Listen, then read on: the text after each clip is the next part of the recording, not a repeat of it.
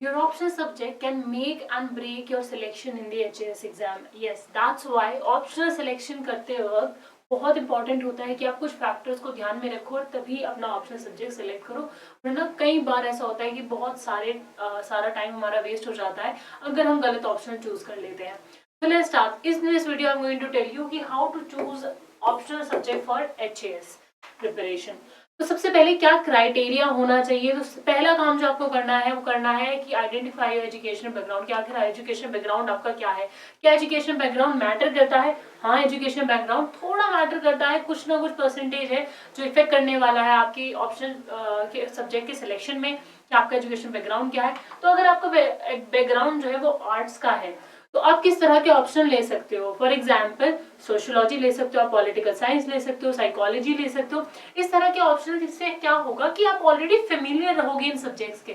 ठीक है, तो अगर आपने ऑनर्स किया है सोशियोलॉजी में, फॉर एग्जांपल मैंने सोशियोलॉजी ऑनर्स किया, तो माय ऑप्शनल सब्जेक्ट वो सोशियोलॉजी, बिकॉज वो सब्जेक्ट भी मुझे अच्छा लगता था and I was familiar with that subject. तो कुछ नया नहीं था, कुछ इतना ज्यादा न्यू नहीं था, बहुत सारी न्यू चीजें पढ़ने को मिली थी, लेकिन कहीं ना कहीं वो वैल्यू एडिशन ही था मेरी खुद की नॉलेज में. तो अगर आपका आर्ट्स का बैकग्राउंड है तो आप ये ऑप्शन सब्जेक्ट चूज कर सकते हो. इसके बाद अगर आपका कॉमर्स का बैकग्राउंड है तो भी आप डिफरेंट सब्जेक्ट ले सकते हो जो कॉमर्स में अपने पढ़े होंगे. फॉर एग्जाम्पल आप मैथमेटिक्स भी ले सकते हो, आप इकोनॉमी भी ले सकते हो. तो इस पर भी डिपेंड करता है कि अगर आपका बैकग्राउंड किस तरह का है, वो आपको क्या हेल्प करेगा कि आपके लिए ऑप्शनल सब्जेक्ट फेमिलियर होगा, नया नहीं होगा. देन अगर आपका साइंस का बैकग्राउंड है, भले वो मेडिकल का रहा हो या फिर इंजीनियरिंग का रहा हो, तो भी आप कोई भी ऑप्शनल अपने अकॉर्डिंग चूज कर सकते हो फ्रॉम दिस पर्टिकुलर बैकग्राउंड. वहां पे फिजिक्स, मैथमेटिक्स, इंजीनियरिंग भी ले सकते हो. लेकिन ये डिपेंड करता है कि बैकग्राउंड तो हो ही, पर आपका इंटरेस्ट भी हो उस सब्जेक्ट में. ऐसा नहीं कि आपने वो ग्रेजुएशन की है पर्टिकुलर सब्जेक्ट से, पॉलिटिकल साइंस से की है, लेकिन पॉलिटिकल साइंस पढ़ने में अच्छा नहीं लगता, मन तो लगता नहीं है, तब भी उसे अपना ऑप्शन ले लिया जस्ट बिकॉज मेरा एजुकेशन बैकग्राउंड है. ऐसा नहीं करना है. All these things go hand in hand. ये जो क्राइटेरिया है ये हैंड इन हैंड चलता है. तो अगर हम आगे बात करें, सेकेंड मोस्ट इंपॉर्टेंट चीज क्या आती है एजुकेशन बैकग्राउंड के बाद, आता है आपका इंटरेस्ट. कि आपका इंटरेस्ट होना चाहिए उस सब्जेक्ट में. अब क्वेश्चन ये बनता है कि मैम इंटरेस्ट कैसे पता चले कि इंटरेस्ट है. तो इंटरेस्ट कैसे पता चलेगा? जब आप उस सब्जेक्ट को पढ़ रहे हो और बहुत सारा टाइम निकल जाए, आपको घंटों का पता ना चले. ठीक है, it should not be like a burden. ठीक है, वो पढ़ाई बर्डन की तरह नहीं होना चाहिए. आप उसे एंजॉय कर पा रहे हो तो वो सब्जेक्ट आपके इंटरेस्ट का है. इस चीज में आपको एक चीज का और ध्यान रखना है कि ऐसा सब्जेक्ट चूज करो जो आपको प्री प्लस मेंस दोनों की ही हेल्प कर सके. यानी मेंस में तो करे ही. फॉर एग्जाम्पल ऐसे कुछ सब्जेक्ट कौन से हैं, वो है ज्योग्राफी का हो गया जैसे आपकी, फिर उसके अलावा पॉलिटिकल साइंस हो जाएगी. तो इस तरह के सब्जेक्ट क्या करते हैं कि आपके प्री में भी हेल्प कर देंगे और मेंस में भी हेल्प करेंगे, इवन जीएस के पार्ट में भी और आपके ऑप्शनल में भी हेल्प करेंगे. तो इस तरह के सब्जेक्ट लेने चाहिए. लेकिन again I am saying the condition is कि you should have interest in those subject. तो इससे आपका टाइम बचेगा बहुत ज्यादा. मूविंग ऑन, जो नेक्स्ट क्राइटेरिया होना चाहिए वो है इजी टू कवर. अब कैसे पता चलेगा इजी टू कवर है या नहीं? सिलेबस देखिए, उसी से आपको इंटरेस्ट का भी पता चलेगा. आप सिलेबस देखो सब्जेक्ट का. बाई चांस फॉर एग्जाम्पल अगर आपको पॉलिटिकल साइंस में इंटरेस्ट है तो आप पॉलिटिकल साइंस का सिलेबस देखो और उसके बाद देखो कि हाँ ये टॉपिक मुझे इंटरेस्टेड लगते हैं. साथ ही इजी टू कवर क्या होगा कि कम टाइम में इजीली पूरा ऑप्शन कवर हो सकता है, नहीं हो सकता है. फॉर एग्जाम्पल सोशियोलॉजी का सिलेबस काफी कम होता है, लेकिन ऐसा नहीं करना है कि एक महीना बचाने की वजह से आप ऐसा एक सब्जेक्ट ले लो जिसमें आपका इंटरेस्ट नहीं है और उसके बाद लेटर ऑन एक अटेम्प्ट, दो अटेम्प्ट के बाद आपको रियलाइज हो रहा है कि मुझे अपना ऑप्शन चेंज करना चाहिए. तो आपने एक मंथ की वजह से, सिर्फ एक मंथ एक्स्ट्रा लगेगा ऑप्शन कवर करने में, उसकी वजह से आपने अपने 1 से 2 साल खराब कर दिए. तो ये नहीं करना है. इजी टू कवर में देखना है कि जो ऑप्शनल जिसमें मुझे इंटरेस्ट है वो इजिली कवर हो पा रहा है या नहीं हो पा रहा है, और ट्रेंड के साथ चलना है. ठीक है, कि इजी टू कवर में आप कैसे देख सकते हो. तो सबसे पहले आप इसका सिलेबस देखो, जो सब्जेक्ट आपने चूज किया है एक बार उसका सिलेबस देखो और फिर पीवाईक्यू देखो कि वहां से किस तरह के क्वेश्चन फॉर्मेशन होता है और किस तरह के क्वेश्चन आते हैं. नेक्स्ट क्राइटेरिया होगा आपका availability of study material. Study material की अवेलेबिलिटी है या नहीं है, क्योंकि अगर आप चाहते हो कि आप किसी इंस्टीट्यूशन से करना चाहते हो, कोचिंग सेंटर से करना चाहते हो अपने ऑप्शनल को कवर, तो अच्छी कोचिंग्स अवेलेबल हैं या नहीं आपके पर्टिकुलर सब्जेक्ट में।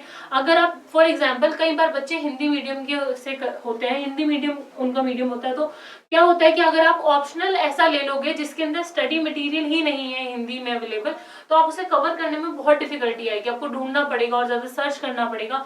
तो do search the study material first. Option select करने के बाद आपने तीनों ही क्राइटेरिया फॉलो किए, उसके बाद फिर आप देखोगे जो मैंने सब्जेक्ट चूज किया, क्या उसका स्टडी मटेरियल अवेलेबल है या नहीं है प्रॉपरली। अगर आप ऑफलाइन कोचिंग करना चाहते हो तो, या फिर पर्सनली कोचिंग करना चाहते हो, अपनी सेल्फ प्रिपरेशन कर रहे हो, तो भी कि ऑफलाइन ऑनलाइन कितना मटेरियल अवेलेबल है। Then the next criteria is less dynamic. People tend to use कि ऐसा होता है कम डायनेमिक जो ऑप्शन होते हैं उन्हें सिलेक्ट किया जाता है, क्योंकि डायनेमिक ऑप्शनल में क्या प्रॉब्लम होगी कि हर साल उनका जो आंसर, क्वेश्चन वही रहेंगे लेकिन आंसर्स चेंज हो सकते हैं।